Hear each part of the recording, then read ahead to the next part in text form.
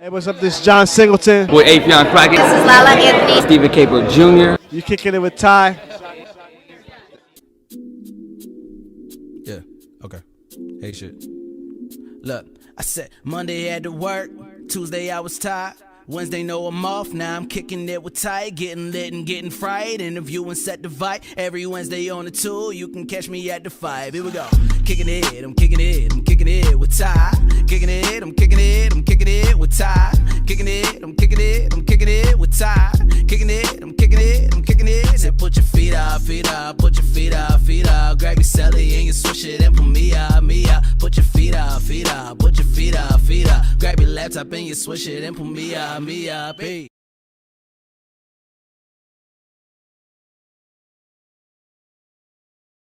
Now we're gonna move on to the next one that I got right here, which is Nana Roxy Revenge. Yeah, I think so. Nana Roxy Revenge, yeah, the short film. What's with all this noise? And what y'all working on now? Yo, Granny, everybody's making a record about this girl named Roxanne Shante, right? UTFO. Yeah, and UTFO. If we make one, we could be rich and famous. Just gotta find the right hook. I'll do it.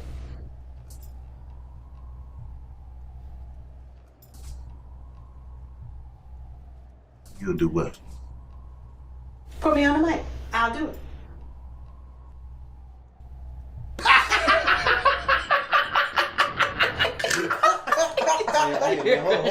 Hold on. Yo.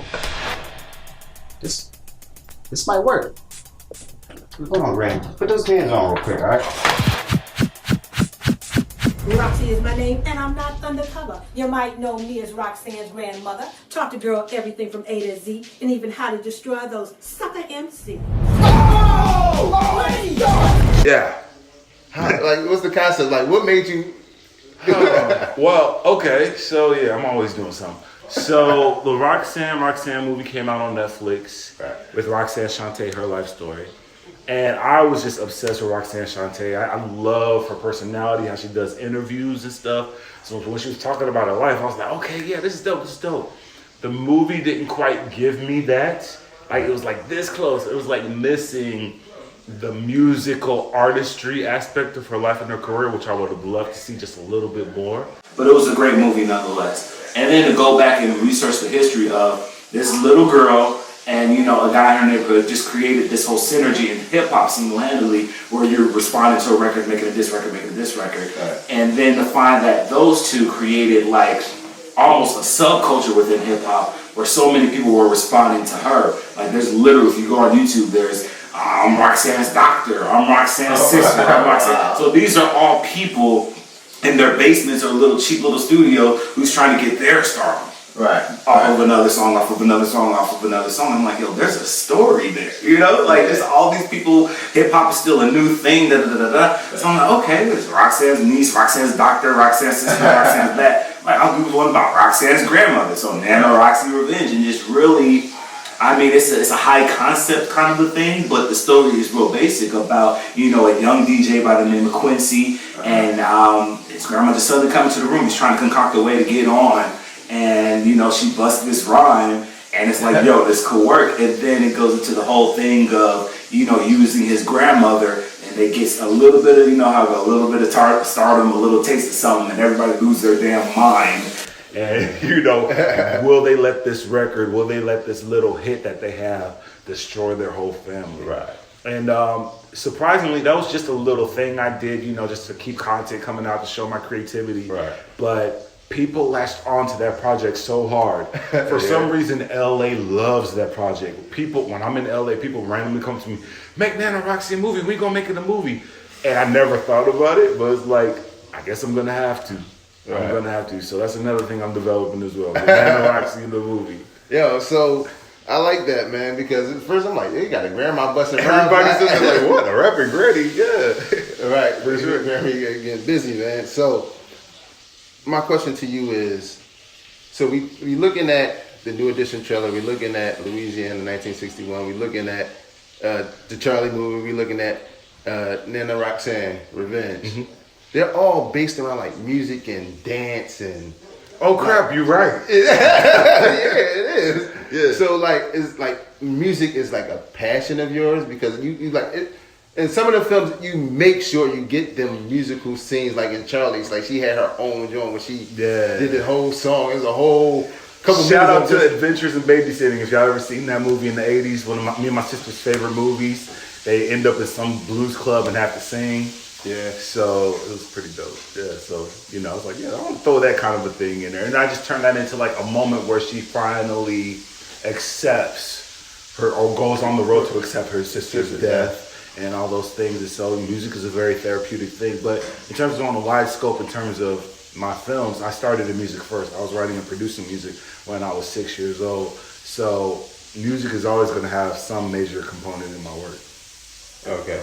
So, first of all, I want to say sorry, guys. You know, we're in an Airbnb right now. We have the chef back here cooking some food. So, you know. It smells immaculate. I'm not even mad. I so just might get a plate. I mean, I know y'all might hear the fryer and stuff, so that's all that is, man. Yes, we chefing out here. We got chefs. There we go. But basically saying, so like, you said music is very therapeutic, so that one of the reasons why you make sure like your drums is music based, because I know you said that you started off with music. I mean, it doesn't necessarily have to be music based in terms of every film, but music is extremely important to film.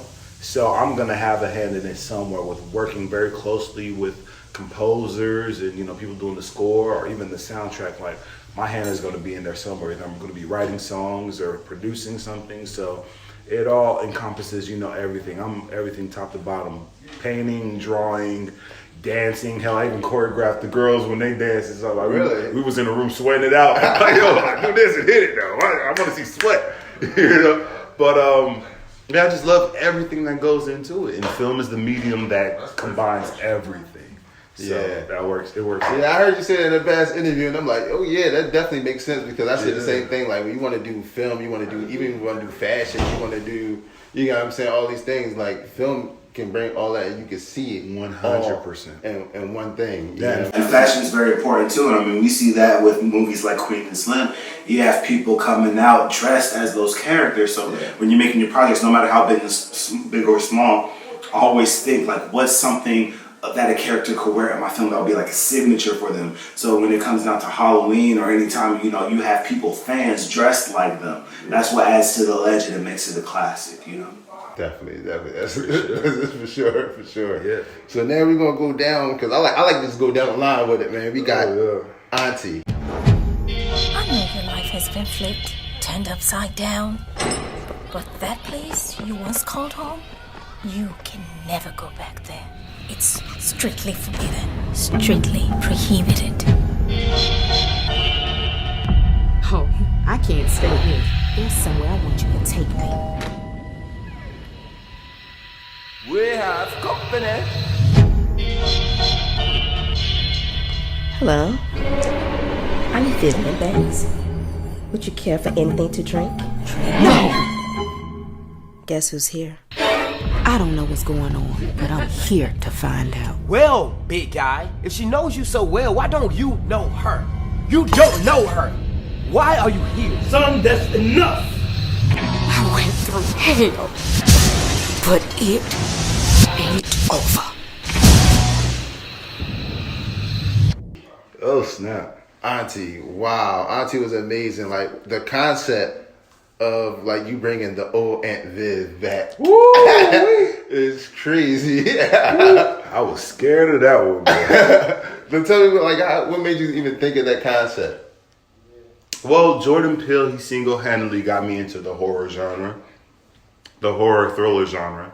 And of course, yeah, I was definitely inspired by Morgan Cooper and what he did with the Fresh Prince of Bel-Air and turning it into a drama, which was brilliant, by the way. Yeah. And I was a huge fan of his before he even did that. So, I was like stalking his page and all the different shots he was doing. It turns out he was doing all that for that because he did it in secret. I was like, brilliant. And so by the time Us was coming around, because Get Out had already been out for like a year, so Us was coming around, I just connected the dots. Like, this would be a great, cool cultural moment. And then low key, I was like, you know what, that's kind of like my thing I do, you know? So I was like, let me take my crown back real quick.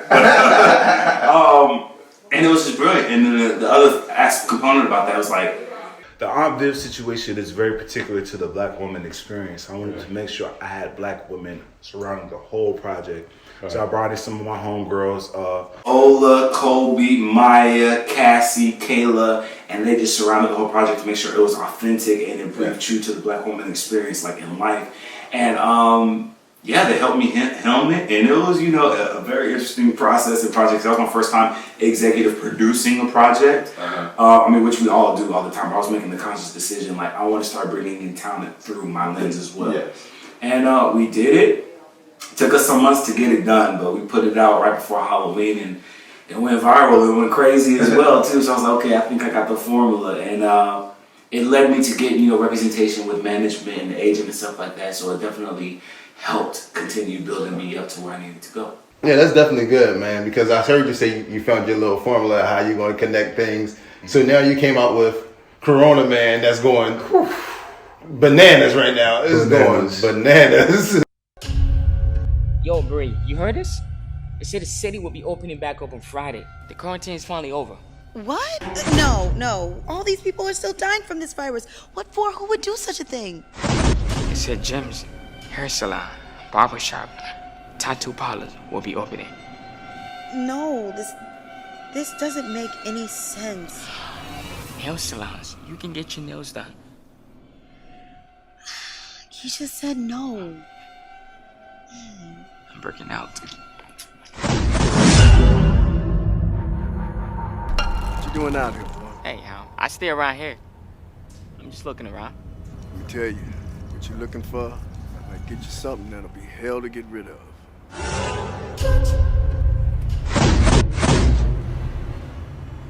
Go on home, young man. Go on home.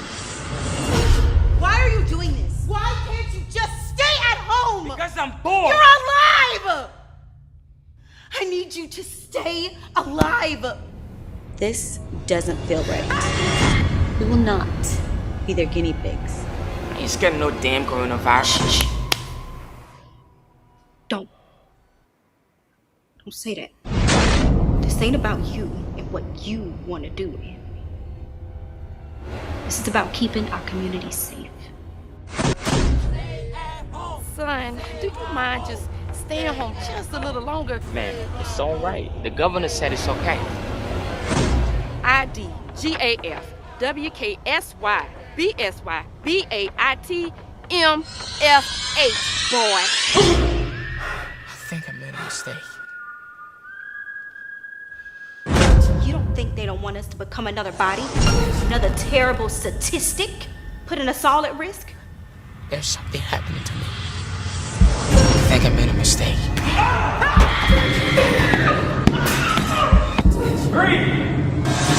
This can't be real. This isn't real. This isn't real.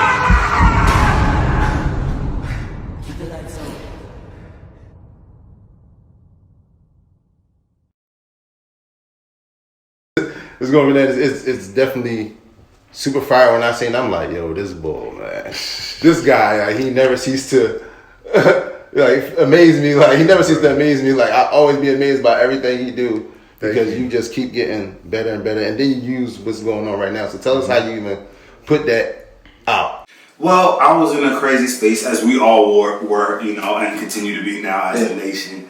And I already had the idea to do something with Candyman and what was going on with the coronavirus in March, sometime early March.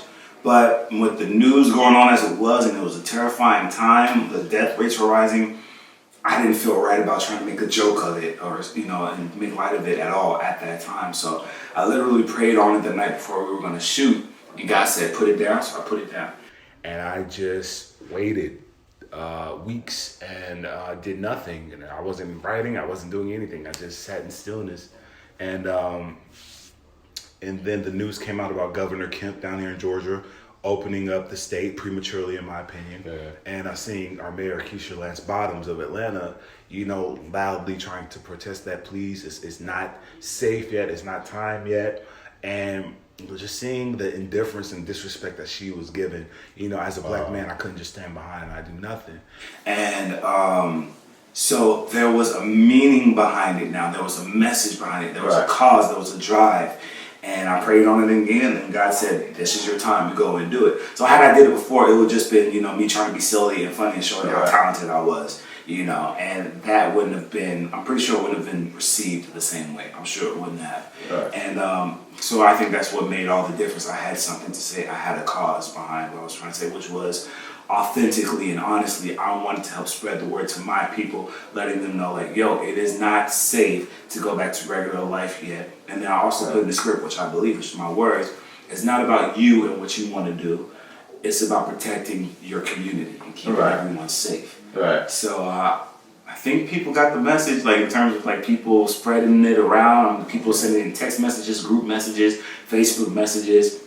Went completely viral, but I wanted to make sure it was spread among the people in an organic and true way. And I'm blessed and honored, and I'm so thankful to God that He made that happen.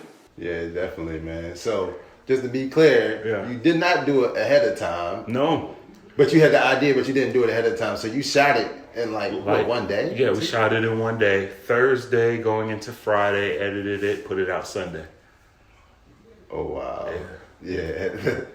That's crazy, man. It definitely had a powerful message. Like I said, it went viral because, like you're saying, some states are being opened prematurely. Mm-hmm. And if you notice, some of the cases are rising since these states been opened prematurely. Yes. Or whatever. So we want to thank you for even putting that awareness out. And people did share it because some people feel the exact same way that you feel. Mm-hmm. Obviously, it went viral. Yeah. You know what I'm saying?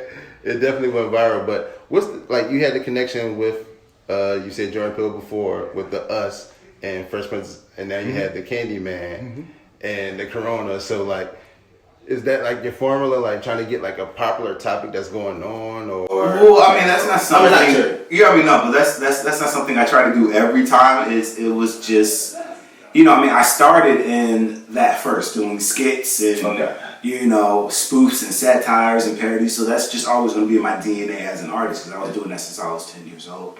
Because I was feeling away like, damn, do I really want to do that again? I don't want to get painted into a box. But I was like, that's what my foundation was. There's no shame in it. I've been doing this since I was a kid. Okay. So, I mean, as long as it makes sense and the public connects to it and it's real and authentic, and, there's no limits to my expressions as an artist. You know what I'm saying? Yeah, for sure. And then plus, it gives me the opportunity to write something fast, shoot something fast, create something fast, as opposed to like a more of a traditional short film or a feature, which take months, and however long to do those. Like, I still have that thing where I have something to say and I want to get it out quick. For sure. Yeah, definitely, man. Yeah.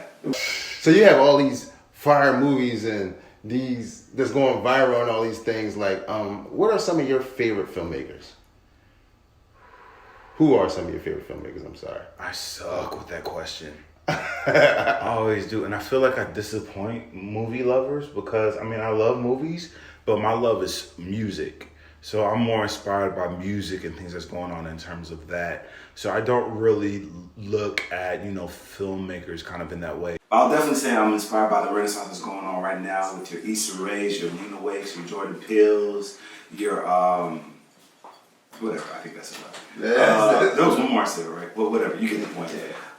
All of these authentic black voices telling authentic black stories in a way, in my opinion, that's never truly really been done before on their own terms is extremely inspiring and satisfying. And I only hope, wish, and pray that I can join that echelon one day really soon. So that's what motivates me now and keeps me going. Of course, we're all standing on the forefathers and the foremothers of the film movement. But I feel like I'm seeing myself in, the artists that are out there, like, doing it right now. Yeah. The millennials.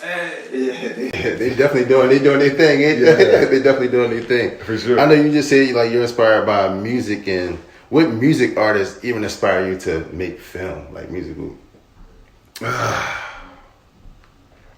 It's not even really music artists, just sometimes you just hear specific songs. Like, I like sometimes leaving the TV on or the radio on very, very low. There's this magic hours between like 1 and 4 o'clock where you're like in a sort of state. And so if the right song comes on and it catches your ear, sometimes I wake up or make a note like, whose song was this? Or try to remember what it was. But you can see a whole movie in your head as the song is playing. And I think one example was, of course, Leon Bridges' Better Man. That song birthed Louisiana in 1961.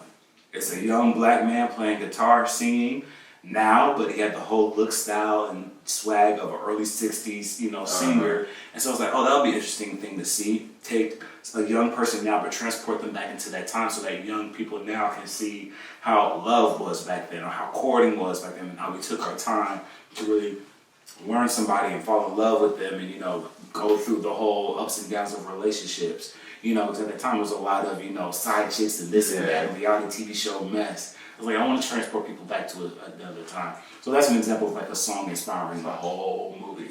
Yeah, definitely, bro. That's definitely fire, bro. Listen, so what can you tell any upcoming filmmaker or a filmmaker that's kind of just starting, like words of encouragement or like just something that's uplifting for them? The next generation as well, filmmakers. Don't be afraid, you know, tell your story. Just tell a story. Get something out there. It doesn't have to be the best thing. Sometimes you just have to put something out to get you to the next step. So I know some of us, you know, I've wasted years hiding in my room, doing things and editing things and not putting it out because I was scared. Had I just put those things out, I probably would have been a lot farther than I am right now. So don't be afraid of imperfections, because you'll come across people as you show your work and people get to know you who'll want to sew into what you're doing to make you better. So that's something I'll definitely say. Just don't hesitate, create right now, because the world needs your voice. So that's good, bro. So like, what do you got coming up next? Like, what can we expect from Bobby Huntley? A project that I have coming up I'm very excited about. We've been filming for almost 2 years now. I'm bringing back Brian Earl and Ashley John from Louisiana in 1961. Wow. They're my Ozzie Davis, Ruby Dee couple, so I'm going to bring them back every couple of projects because people just seem to love their chemistry together. They have amazing chemistry. And also our boy, Ronnie Baker Jr. Yeah. You know, got to represent for Philly. You know, he was one of the biggest supporter of Louisiana in 1961. He came all the way to LA to see it. You know, when I see that, I'm like, okay, I got to do something for that bro. So I brought him into the family, and he's been amazing. The project is called Connect, and it's basically about this young black male, Brian, named Vincent, and he has a gift that he doesn't want, which is being able to communicate with the dead. And it's against the backdrop of this Black Lives Matter world that we're living in right now. And basically, if you had the means or, you know, the gift or a voice to be able to help your community, would you do it? You know, so it puts everybody in that position. And it's a very spiritual, very supernatural, almost sci-fi kind of a spin on, you know, just, you know, everything that's going on right now. So I think it's going to be one of those poignant pieces that takes me to the next level, and I'm taking my time with it. It got to be right. I'm really excited about that. So Connect, look out for Connect. You can follow that Connect the Film on all social media. So yeah, that's going to be next. Definitely, yeah. I've always noticed from you that every film, what is it called? Film festival you go to, anytime you go out of town, you just have these cameras always rolling. You get testimonials, you have your flyers, you have like I don't even want to say how important is it to promote your film, but basically how important is it to you to like promote your film to get you to the next level, as in like the styles or the ways that you did it? So important. I mean, while film festivals, they're very great, they're needed, and they're a portal for you to get your films in front of audiences, they're not going to promote you like you can. So whenever I'm in a city, I treat the film festivals as if it's my own private screening. I have a team. We curate a list of radio stations, schools, newspapers, press, all those things. Hey, this film is coming to your city. This is why this film is important. It's attached to this cause. It's attached to this message. Da, da, da, da, da, da, da. And then once I land there, you know, we try to line up interviews and things like that. Sometimes we get them, sometimes we don't.